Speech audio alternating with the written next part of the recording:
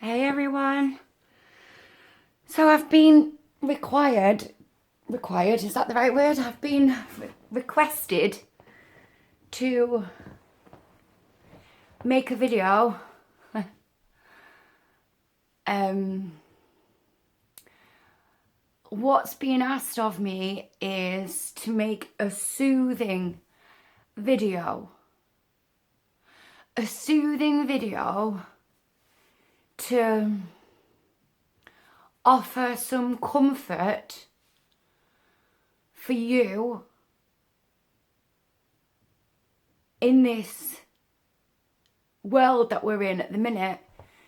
You know, if you can't see what's happening, if you haven't been on it for years and years and years and built your foundations of understanding and knowledge, I mean, personally, I've experimented with everything to find out what is actually true and what actually isn't true. Like, I've done that over the years, and so now I'm in a position where not only have I got my spiritual guidance, but I've also got my practical guidance as well. And obviously, you know, I could like stand in front of a whiteboard and, you know, show it you that way, but I've tried that before and it didn't work. It didn't work for me. So I'm just going to do these videos as and when it happens for me, the need. I'm following my instincts. So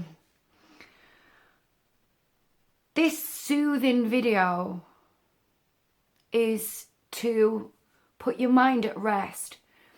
Right, have you ever been bullied before? Has anyone ever picked on you before? Has anyone ever threatened you before? And like, they've threatened you because they think that they're in some kind of a position of power, right? Now, you can either bow down to a bully or you can stand up to them. And seriously, right, we are being bullied. That's all it is. We're being bullied.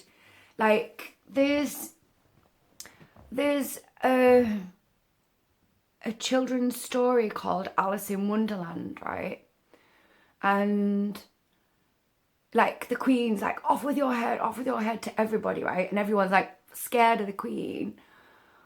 But then Alice just realizes, listen, they're just a pack of cards. Like, she sees through the illusion. The same as in The Wizard of Oz, right? It's the same thing. The Wizard of Oz, in the finish, the Toto, the doggy, pulls the curtain and behind there is just like a little old dude. Like, that's it. It was all trickery. And that's what's happening here. It's all trickery. It's deception. Now, on the legal side of it, when you were registered into this system, they took your name, which was given to them legally and by free will, and they've used it to their own benefit and advantage. In 1666, the Sestucavie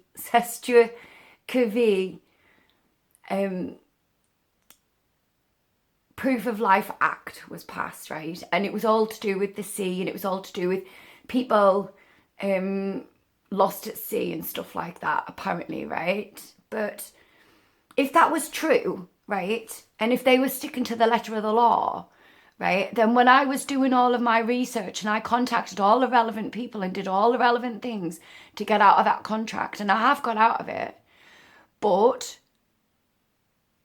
they didn't help me in any way, shape or form, and I started to see that it was, you know, all, excuse the pun, a bit fishy. So Google will tell you that the 1666 Sestucavie Proof of Life Act is nothing to do with your birth certificate, but it absolutely is. And it was created in 66 and 67, right? But they call it the 1666, because they wanted those sixes in there, because their baddie that they're trying to scare us all with is actually who they are. It's their lower nature. It's the lower nature of humanity that is the devil, right? So that's the legal side of it. The spiritual side of it is, well, hang on a minute. So the legal side of your name. So every single, like, they've normalized so much for us, right? And we just take everything so normal. But you see what's happening every single time somebody says, can I have your name, in a corporate fashion? Can I have your name? Like, you're supposed to say no. I know it sounds ridiculous, but you're supposed to say no. And I have done that. I have done that in 2016 or something. I said, no, you can't, I'm sorry. And I haven't used it since. I use it with certain corporations, but they're the only ones that I've gone up to. Like, you know, I've contacted them and I've said, listen, I'm not playing this game, but I am going to use my name, the name, as a kind of a monopoly piece to access your services. But I've made sure that they knew, and I did it all in writing. So you can still access the services, but you just have to do it more carefully. Because the name is your kind of, well, I call it the mark of the beast. I call it the mark of the beast. Because believe you me, I've had no gas in my house for 12 months and I'm not complaining. I'm really not complaining, because I've adapted and I'm fine, right? I'm fine. I'm happy. I've got other ways of doing things. It doesn't have to be their way. But I've refused to use the legal name since 2016, and I gave the name back to the church in 2017. I gave back to Caesar what belonged to Caesar. I gave back to God what belonged to God. And that's in their Bible, right? In the Bible from the Council of Nicaea, 325 AD, right? So I did all that. And I just had a conversation with our local MP, Emma Lowell Buck, or whatever she's calling herself these days. God bless her. Because I think she's changed her name as well. And I saw her in the street and I said to her, you know, Emma, because I mean, obviously I've been on her for years trying to help me find different ways of doing things without using the legal name, so that I can establish something for people who feel like me, who want to get out of the system. Excuse me. Anyway, this was just the other day. I saw her in the street. She was walking towards me. I mean, she was laid on a silver platter for me, really, because I've been asking the higher forces to bring me a situation where I can have a conversation with her. And here it was. Because you can't make an appointment with your MP without using your name and your address. I'm telling you, you've got to realise this. You can't do anything without the legal name. And if you stop using the legal name, you are in your power. And they can't touch you. And I said to her, you know, I just want a hot bath. And she says, well, I know, and we want to help you, but we can't help you unless you give us your name. But if I give them my name, what I'm actually doing is I'm saying, right, okay, I'm going to play your game. Come on. But their rules are arbitrary. That means that they change them all the time to suit themselves. It's called theft by conversion. So you must stop using the legal name, okay? Believe me, just try it. I know you might feel a bit silly, but trust me, when it's happened a couple of times and they go, yeah, you've got to pay your money. Oh, do I? Right, okay, well, just say this to them. Well, who is it that owes the money? And they'll say your name. And you say, yes, but that name is actually a legal entity, corporation, that was created without my knowledge. So, you know, how do I actually owe you any money? Would you like to prove to me how I owe you money? And then they'll say something like, well, you signed a contract. And you say, yeah, but the original contract that was created wasn't in full knowledge, because you could say this, you know, I'm speaking as you. I didn't realise that this legal name that I was been using, thinking it was who I am, is actually a false identity. And therefore, I don't owe you anything because I'm not that identity. I thought I was.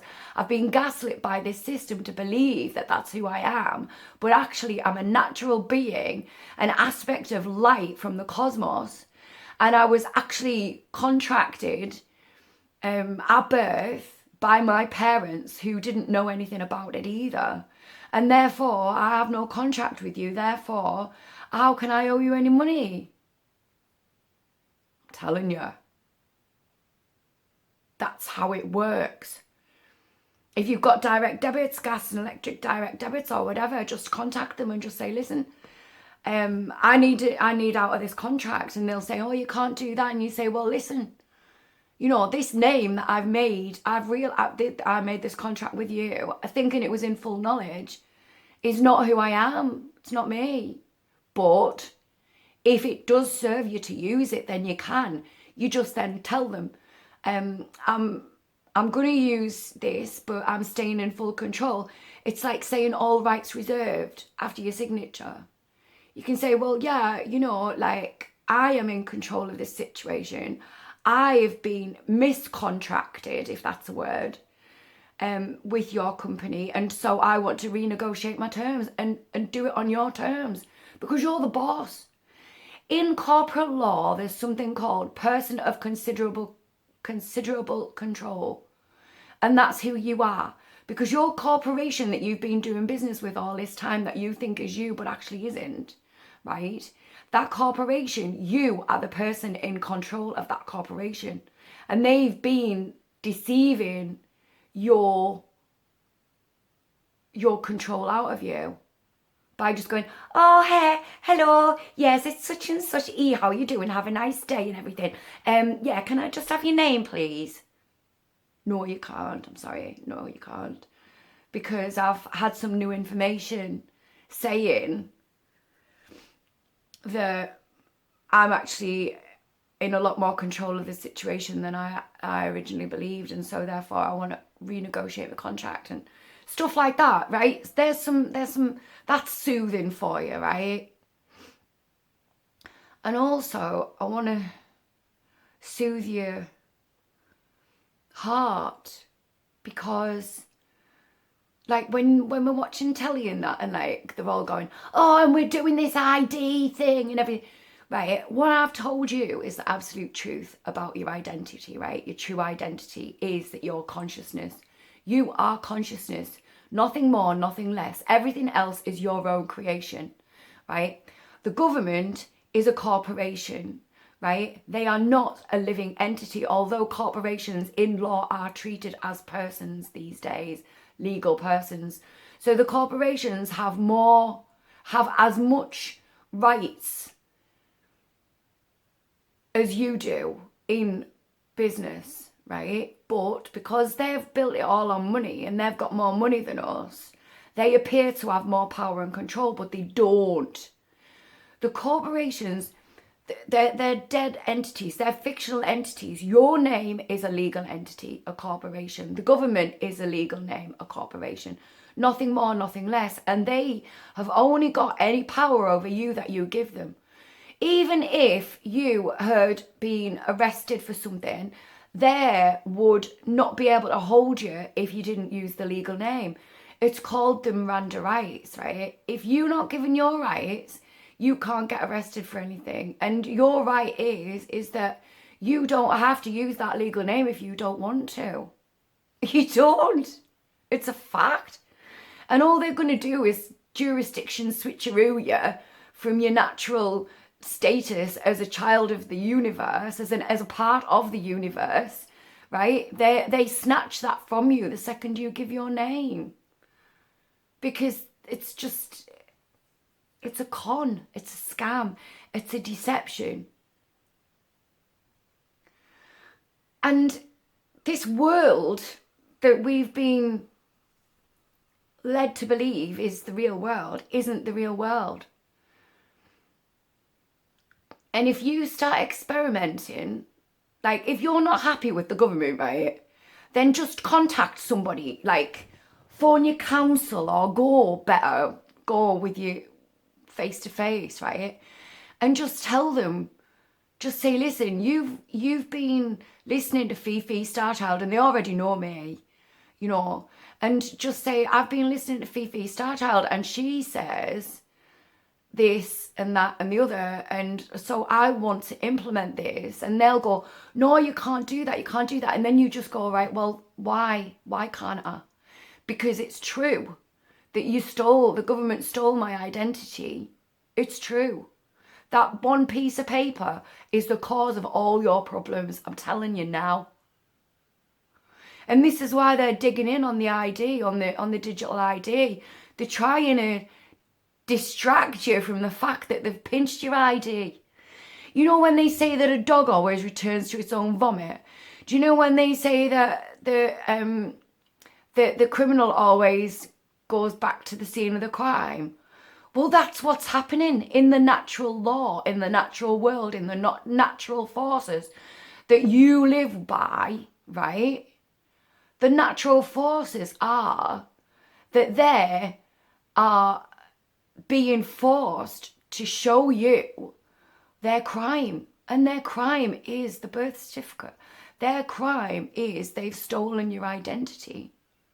Your true identity, and here's the soothing bit, your true identity is that you're a part of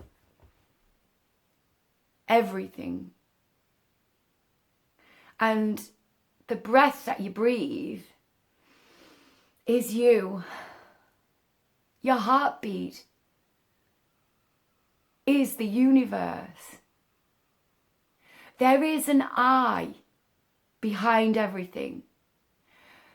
If you and I were in the same room together, and we would say that we are we, that we are us, but on a deeper level still, we are consciousness, and so is everything else.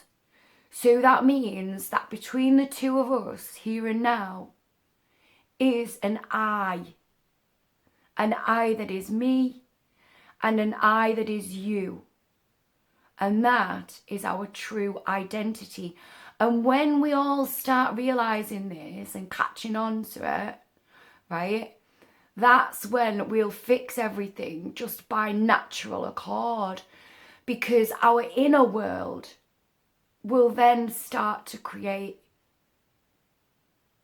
vibrations that will fill our body and fill our field, and then the outside of our field will begin to resonate with it. And that's how we fix everything. That's the only way how we fix everything, because that's how we manage to mess everything up in the first place, is from our inside, which is why they had to trick us from birth.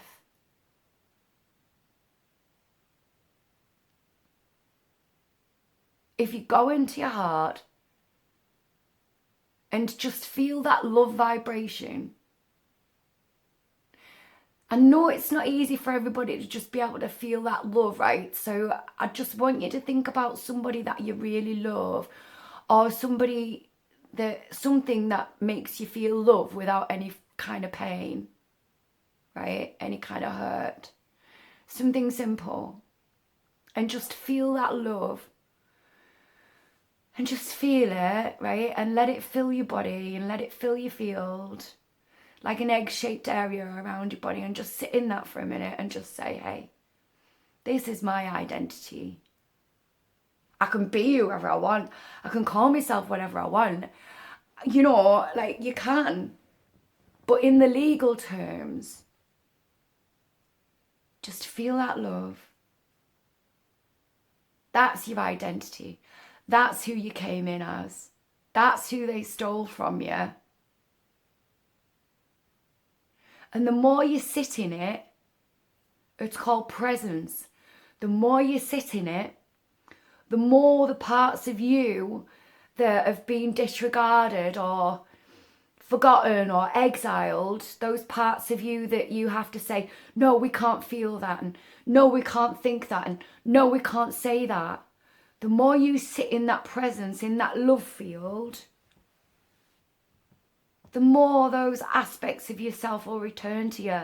And that is called presence. And when that happens, you'll start getting more confident. You'll start feeling more yourself. You'll be happier.